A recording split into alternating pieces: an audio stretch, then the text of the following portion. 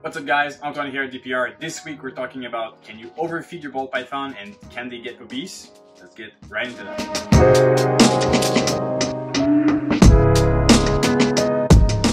Well, first off, before starting to talk about can they get obese, the short answer is yes.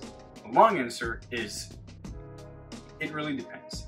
The thing is, if you don't breed your ball pythons, they can get overweight. With us that are breeding our animals, if you really power feed a female from the start, regularly feeding them, they will grow very quickly. If they never skip a meal and they just pound and pound food, they will get very big. The thing is, since we breed our animals and ball python, instead of in the country of boas and carpet pythons and some colubrids, they store their body fat actually very differently. A ball python that just laid will be very tight. I'll show you one right here. This female, she ate already 4 meals after laying eggs. She gave us 10 pearly whites, and as you can see, she's still very thin. She's 4 meals after laying her eggs. I'll show you one that haven't eaten yet. This is from a female that laid her clutch last week, and I tried, but she refused to eat for me yet. And she's very thin. As you can see, she looks like she's not in good shape. That's because she just laid her clutch. And as you can see, there's no more fat, there's no nothing. But a female that would be going into laying her eggs, she would look absolutely obese to someone. So I'll show you another snake here. This animal was, when I bought this female, she was pretty big already, and she did not have the biggest shape. But once she started developing follicles, she started to pound food insanely, and she's been eating for the past month and a half a lot of rodents per week, and look at her size right now. So for someone, she would be considered, she's a little feisty, she's a het sentinel female, she would be considered as a fat snake, She's very thick. You can see, you don't feel any bones, there's some fat all over the animal. And this is the same shape that all my female will have before laying.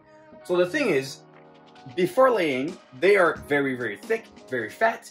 That's because of the amount of rats that they're eating. Right after they lay, they will lose all of it. All of their stored fat will be used for the conception of the eggs. So what I'm trying to say here is basically that if you feed your animals a lot, especially your females, I'm not talking about the males here. If you feed your females a lot, they will gain a lot of fat and they will look very thick, like this girl right here. But all of this stored fat will be used through, the egg laying process. Not exactly the egg laying, but the egg formation. So this is very important. But another thing also that I wanted to talk about is how many rats is too many rats. So for an adult female, I will never really give throughout the entire season more than 2 small rats a week for a big girl. I have some really big girls that I can easily take more than that, but I never really go over 2. Just because I don't want to, I said it in previous videos, I like to feed smaller items, but more often. So 2 small rats and weaned rats per week is perfectly fine for an adult female. But when they start developing follicles, so like this female right here, which is at 1.5 centimeters of follicle development, they're in this critical area where they need a lot of food. And that means as much as they want to eat. All the food that they will take will be transferred as, eggs. So as much as you want, as much as they want to eat, you feed them.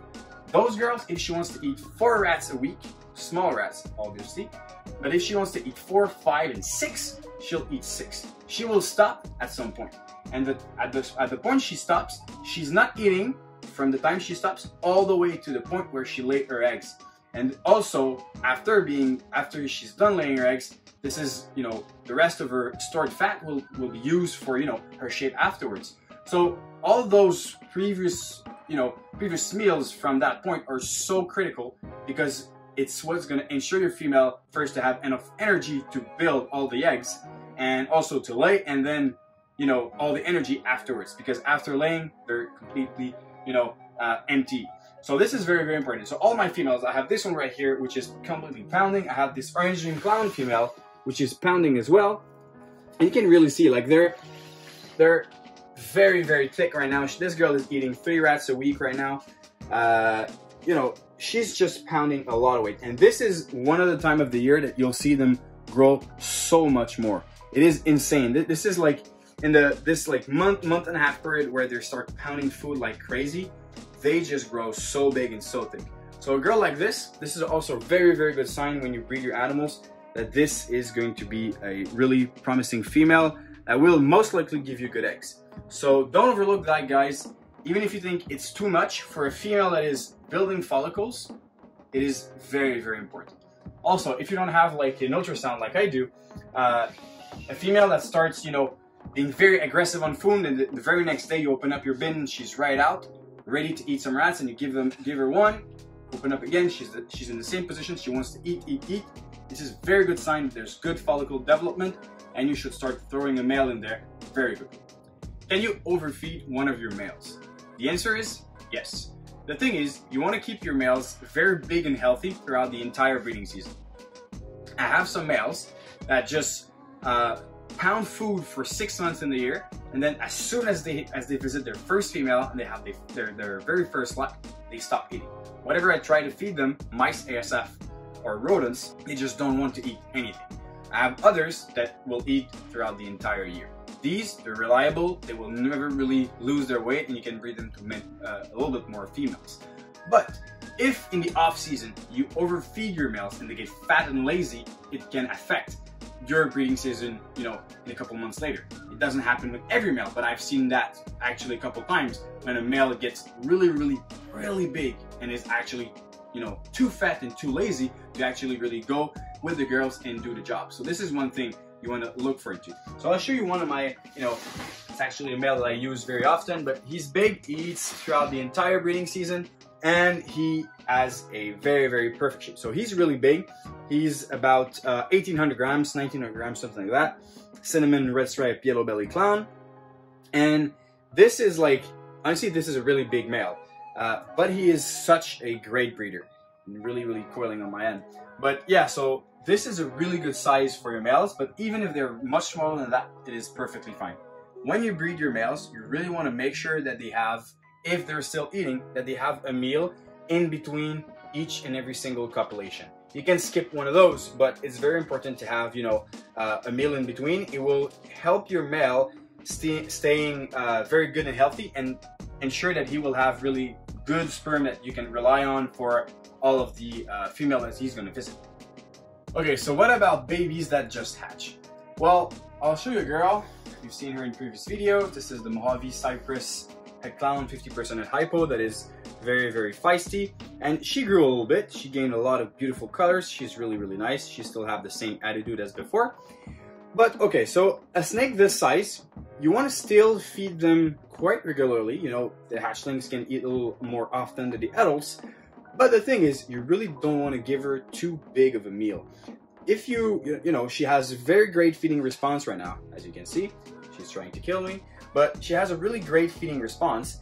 And you don't want to mess that up by bringing too big of a prey item that could potentially scare her and remove that you know, predator switch that she has right now. Right now, she's really focused every single time a rodent enters in her bin, it's food. If it's too big of a prey, it could stress her out, and she could develop a relationship with her food item that is more of a threat than an actual food. So what I'd rather do is give a snake like this 2 to 3 pups a week, just to make sure, like, I will feed on Monday, Wednesday, and Friday for, you know, smaller snake like this. And honestly, you'll see some of the animals that I'm growing back for like the past couple of years, they are enormous. So here's another example of a snake that is, you know, eating 3 pups a day. 3 pups a day. 3 pups a week. This is the Orange Dream Yellow Belly Cinnamon Red Stripe Clown that was born in early March here. And you know, she's still like, what, we're in May, so she's turning 3 months pretty soon. and look at the size she already is. Like, she is really growing a lot for us. But you know, she's never skipping a meal, and also the meals are not too big. So if everything goes well and she keeps on eating, she will be fed the same way all the way up to a year old. And I'll show you right now an animal that just turned out 1 year old, and surprisingly enough, she's 1,800 grams. So this is a het puzzle, 50% het Desogos from Aussie Boys. And there you go, this is the girl. She just shed, so she's very beautiful. And this animal, believe it or not, is only 1 year old. And honestly, I'm pretty confident she will prove to be het Desogos. She is so bright. She's very nice. So never skipping a meal, and I'm not feeding her too big prey items. She's only eating wean rats, but she's gonna eat like 3 to 4 wean rats a week. It might seem a lot, but honestly, this animal, you can't say that she's too fat. She's just constantly eating, and she has constant source of you know, rodent, and she just grew very well. Now, this animal, 1 year old, 1,800 grams, turning 1,900 grams really soon. I'll show you a girl that is gonna turn 5 years old this July. It's the very first snake that I personally ever hatched. This is an Enshi Pastel Het Clown, 50% het hypo. Still up to prove. We'll see how it goes. And she is 48. She's really big. She's 4,800 grams. Well, yeah, missing up all the place. But this animal is absolutely enormous. And this snake, she's just like, she's one of those that can eat, you know, almost a little rabbit. But I'm never gonna feed her that. The only thing she eats is small rats. She can eat 3 to 4 small rats a week. I'm not gonna give her any bigger prey items because I don't wanna stress her out with food. Remember guys, you wanna keep the good relationship in the snake head about their prey items. They always want to feel like they are the predators. Ball pythons are animals that can stress out really easily. And yeah, so basically this girl is only eating small rats, but 3 to 4 a week. And look at how big and thick she grew up to be. Yeah, that's a beautiful girl. Well, just trying to clean a little bit the room before continuing the video. And yeah, so cool things. We have a female that's been laying today for us. Yeah, you only film the ground. I'll put that on your shoes. So I have a female that has been laying today for us. This is a very exciting clutch. It is our very first het puzzle clutch. No visuals for us this year, unless the very young girl decides to go or something. I'm not gonna push her out. We'll see how this goes. But this female is a Mojave Vanilla Leopard. She was due on May 23rd. We're May 22nd today. And this is the beautiful girl wrapped up around a clutch of egg. And you know what, guys? Actually, I'm gonna take the phone, and I'm not gonna be the one doing that clutch today. You're the lucky one. Okay, so bring the cart over there. Bring it closer. This is gonna be fun, guys. Okay, so we have vermiculite that we prepared earlier today, and you can remove the female. So what you want to do, she's a perfect coral right now. She's not showing any sign of aggression. So you really want to be sure that when you lift her up, you grab the tail and you unwrap the tail from the eggs. Okay. She's not happy. No, she's not happy. Okay, so. It's gonna say squishy the eggs. No, that's perfectly fine. So, okay, what you want to do, let that go, okay. Lift her top first, okay, so that way you see the eggs, and grab the top of her tail and unwrap it from the eggs, okay? There you go. You can move the female beside. That's it. How many eggs do we have? 6. 6 eggs, like we did not see them before. Okay, we're gonna put them there. Actually, the clutch is so perfect, it will fit perfectly in our bin. We won't pull them out. We're just gonna put them like this, and we're gonna give her a fresh bath, fresh new tub, fresh new substrate, and in a couple days we're gonna offer her some food. So can you tell us the outcome here? So the pairing was a pastel orange dream puzzle paired to a Mojave Vanilla Leopard. Het puzzle. Hey, that's good. That's good. That's a good start. All right, so what we can have is a Orange Dream Vanilla Pastavi, which is pastel and Mojave together, and that with leopard. So Orange Dream, Vanilla, Ostavi, leopard, het puzzle. That'll be really cool. What do you think? I already forgot, but yes. Yeah, actually, you know what? You'll be the one cutting this clutch. Okay. Cool. Perfect. All right, so I'll give you back the phone. Thank you. I like these unplanned little camera shots. So yeah, when the clutch is perfect like this, honestly, if it fits really well in the box, like you don't really have to pull them apart, especially if you're not really comfortable doing it. But one thing, and this goes out to Mark Mendick. He showed this in one of his recent Instagram videos. I'll show you exactly what I'm gonna do. I'm gonna grab this right here. And so what he did, he used a little brush to clean the underneath of the eggs. You want them to be moist, but you don't want them to be overly moist. You don't want them to get too wet. So what he did in this video, did not know that before, and this is really good. I would always, scratching them with my hands, but there's still some remaining. But if you take a little brush and you gently brush them away, you will remove most of, the cocoa fibers that are stuck to the eggs. Because when the female lay, the eggs are very sticky. That's why they stick together, and she's able to curl around them. But the stickiness will stick on all the remaining cocoa that's left at the bottom. So that way, the bottom of the eggs won't get too soggy, and nothing's gonna happen. So there's not gonna be any sort of bad moisture or something. I'm gonna close up the lights and take the little light, and we'll see what we have, if they're good. Looking for good veins. That's good. That's good. That's lovely. That's wonderful. Beautiful. Incredible. Everything looked very nice. Okay, so last thing before leaving you guys, we have another female that is starting to lay. Yesterday, she actually laid this egg, which has no vein, and this slug this morning. Right now, thanks again, Mark Manic, for this tip. This is one that I'm really liking. She's curled up. You see, she's really big. She was due yesterday, and her tail is in the middle of the coil. What does this mean?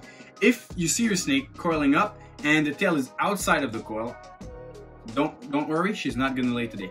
When she's laid up like this, coiled up like this, and you see the tail in the middle, that's because she's in the process of laying, and she will lay very shortly.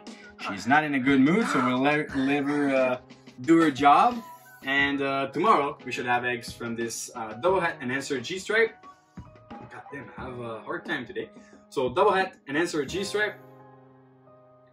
Double hat and answer G-stripe paired to a pewter lesser leopard. Het and answer 50% het pied. We're not proving the het pied part here. Next season we might have one pairing to do that. Yeah, I hope this video was helpful, guys. If you liked it, go down in the comments, let me know what you think of it, and follow us on Instagram and YouTube on this, guys. Cheers and stay tuned.